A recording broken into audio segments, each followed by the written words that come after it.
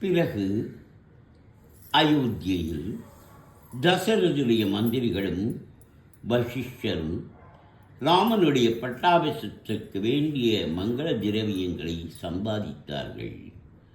அசோகன், விஜயன், சுமந்திரன் முதலியவர்கள் ராமனுக்கு க்ஷேமமும் சுகமும் ஐஸ்வர்யமும் விருத்தியாவதற்கு இந்த நகரமும் ராஜ்யமும் எப்பொழுதும் மங்களத்தை அடைவதற்கும் வேண்டிய சகல சுபக்கிரியைகளையும் குறைவில்லாமல் செய்ய வேண்டியது என்று வசிஷ்டரை பிரார்த்தித்து ராமனை பார்ப்பதற்காக திரும்பி வந்தார்கள்.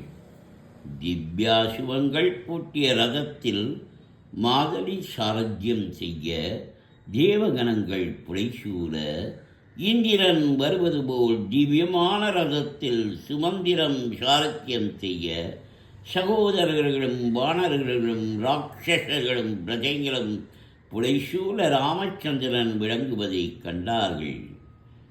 பரதன் கடிவாளங்களை பிடித்து கொண்டு சுமந்திரருக்கு பக்கத்தில் இருந்து சாத்தியம் செய்து வந்தார். சத்ருக்னன் இஷ்வாகு சக்கரவர்த்திகளுடைய வெண்கொலையை பிடித்தார். லக்ஷ்மணன் ராமனுக்கு முன் சென்று வெண்சாமரத்தை வீசினார். ராட்சாசினி பயான விபீஷணன் மற்றொரு வெண்சாமரத்தை வீசினான். அப்பொழுது ஆகாச வீதியில் தேவர்களும் ரிஷிகளும் மருத்கணங்களும் ராவானதி ராட்சசர்களை நாசம் செய்து தங்களுக்கு எல்லையற்ற சுகத்தையும் சேமத்தையும் கொடுத்ததை பற்றி ராமனை கொண்டாடும் மதுரமான துவனி கேட்கப்பட்டது. மகாபர்வதத்தைப் போல் மதஜலத்தை பெருகவிட்டு கொண்டிருக்கும் சத்ருஜன் என்ற பட்டத்து யானையின் மேல் சுக்ரீவன் ஏறி ஐராவதத்தின் மேல் விளங்கும் இந்திரனைப் போல் பிரகாசித்தான். இதர வானரர்கள் மனுஷ ரூபத்துடன் சபாபன பூஷிதர்களாய் 9,000 மதையாளிகளின் மேல் ஏறி வந்தார்கள். இப்படி சங்கம், பேரி, துந்துபி, வீணை, மிருதங்கம் முதலிய வாக்கிய கோஷங்களுடன் ரவிவீரன் அயோத்தியை நோக்கி போனார். மந்திரிகள் அவரை ஜெய விஜீபவ என்று வாழ்த்தி அவரால் உபசரிக்கப்பட்டு அவரை பின்தொடர்ந்து வந்தார்கள். பிரஜைகளாலும் பிராமணர்களாலும் மந்திரிகளாலும் சூழப்பட்டு ராகவன் ஆகாச வீதியில் நட்சத்திரங்களால் சூழப்பட்ட சந்திரனைப் போல் பிரகாசித்தார். அவருக்கு முன் அநேக மங்கள வாத்தியங்களை கோஷித்துக் கொண்டு சென்றார்கள். சஸ்திகம் முதலிய மதுரமான வாத்தியங்களை அநேக வாசித்து கொண்டு போனார்கள். கன்னிகைகளும் பிராமணர்களும் மஞ்சள் கலந்த அட்சதிகளை எடுத்துக்கொண்டு முன்னே போனார்கள். அநேக மோதகங்களை எடுத்துக்கொண்டு போனார்கள். உத்தம லட்சணங்களுள்ள பசுக்கள் சென்றன.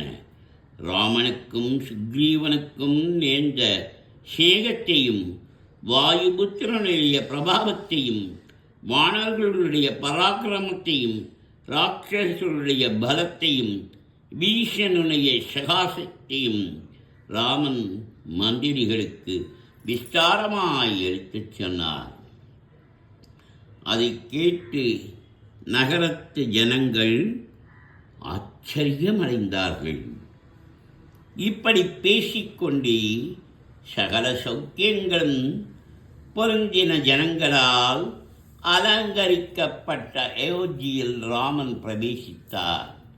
ஒவ்வொரு வீட்டிலும் மாலைகளாலும் ஹாரங்களாலும் தோரணங்களாலும் கொடிகளாலும் ஜனங்களாலும் விசித்திரமாய் அலங்கரிக்கப்பட்டிருந்தது.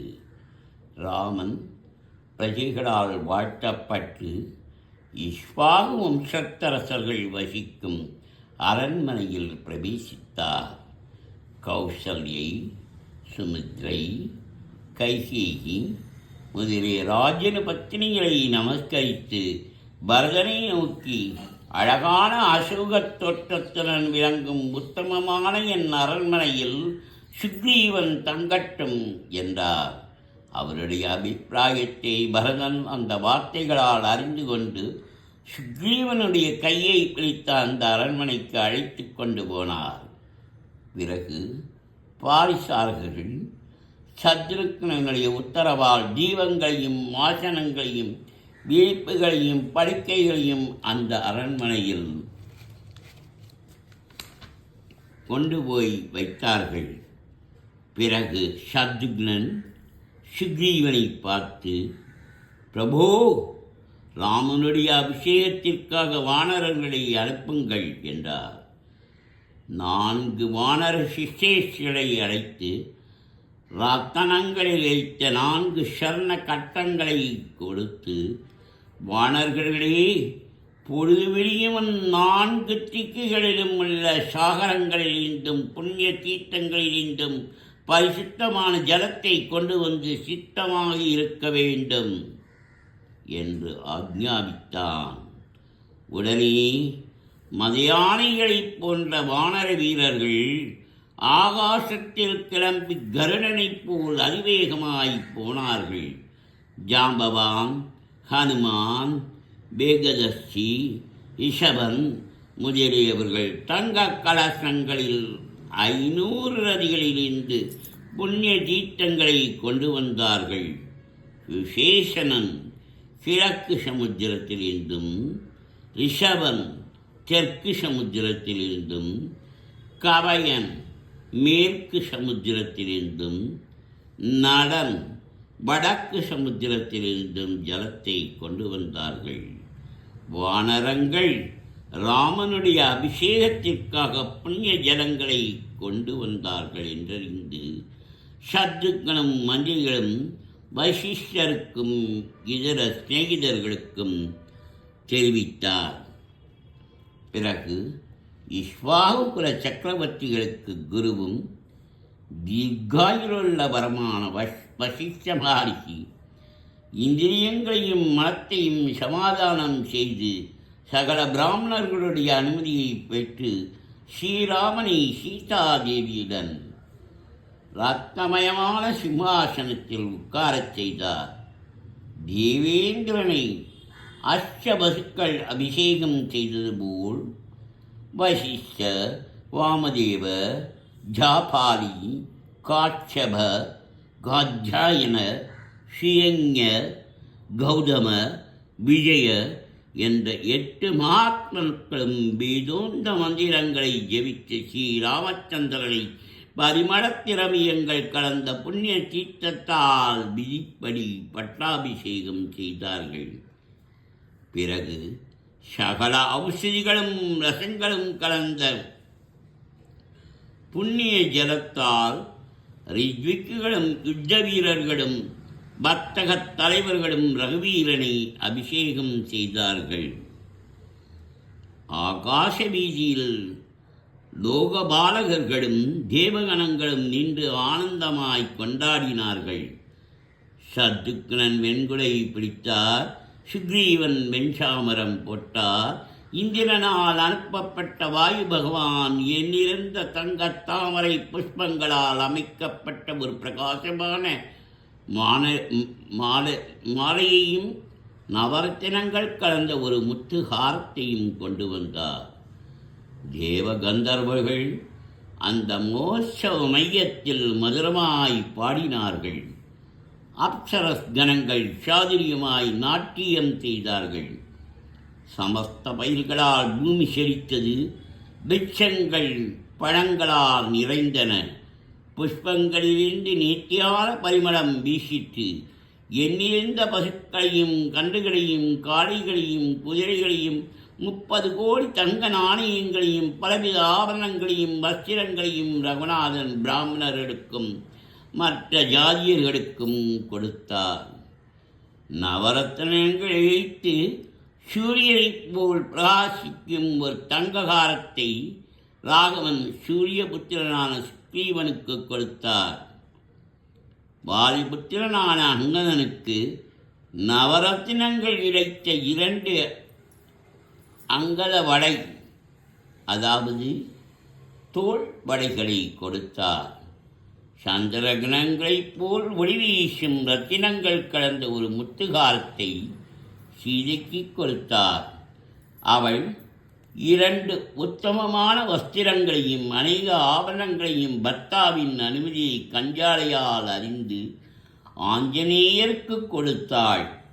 பிறகு தன் கழுத்தில் இருந்த அந்த ஹாரத்தை கலற்றி சகலவாணர்களையும் தன் பக்தாவையும் சீதை அடிக்கடி பார்த்தாள்.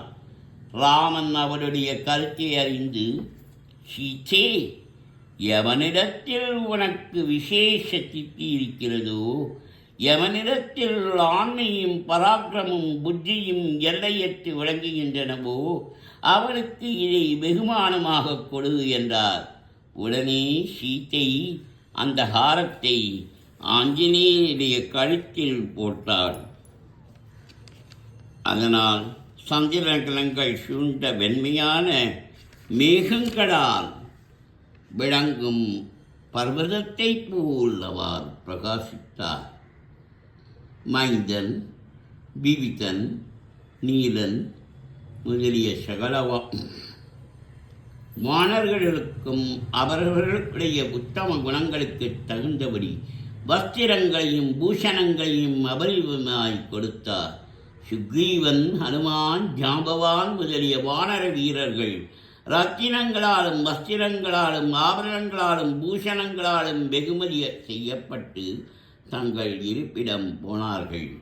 வானர்கள் அந்த பட்டாபிஷேக மகோத்சவத்தை கண்டுகளித்து ராமனிடத்தில் உத்தரவு பெற்றுக்கொண்டு கிஷ்கிந்தைக்கு சென்றார்கள். ராட்சாதிபதியான விபீஷணனை இஸ்வாகு வம்சத்தவர்களுக்கு குலதனமான ஸ்ரீரங்க விமானத்தை ராமனிடத்தில் பெற்று ரங்கைக்கு போனான். விபீஷணன் சகல சத்துக்களையும் ஜெயித்த மகா கீர்த்திசாலையாய் தர்மராஜ்யம் செய்து வந்தான்.